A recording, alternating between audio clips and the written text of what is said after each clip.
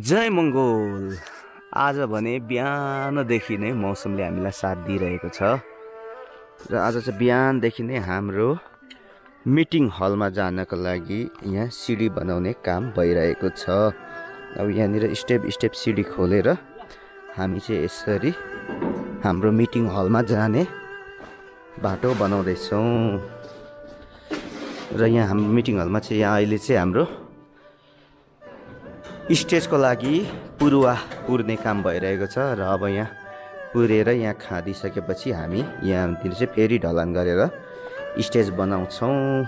त्यसको लागि अहिले चाहिँ पुरुवा पुर्ने काम भइरहेको छ भने स्टेज अस्तिको दिनै यहाँ ढलान भएर रेडी भइसकेको छ। यहाँ हाम्रो सुनिल दाई कोशी प्रान्तीय सदस्य तेह्रथुम जिल्ला निवासी, उहाँ पनि निरन्तर हप्ता दिनदेखि आएर यहाँनिर हामीलाई मङ्गोल दान गरिराख्नु भएको छ। जय मङ्गोल सुनिल दाई।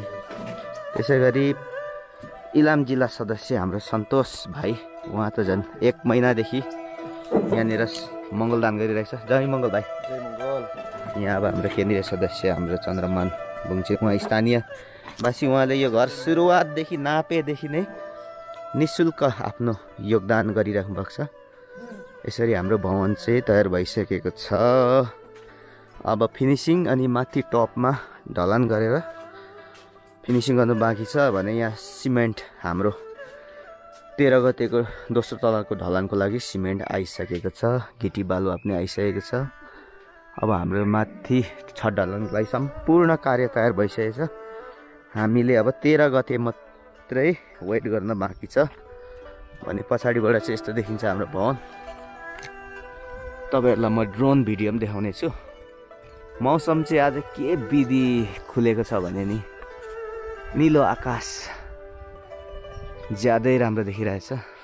अब हाम्रो माथिल्लो तलाको ढलानको लागि चाहिँ यसरी हामीले पूर्ण रूपले तयार अवस्थामा राखेका छौँ।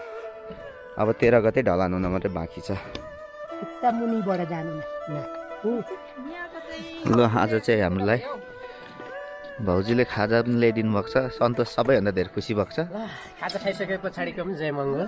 ल स्वाटै खाइसकेको पनि किन खान भन्ने भयो।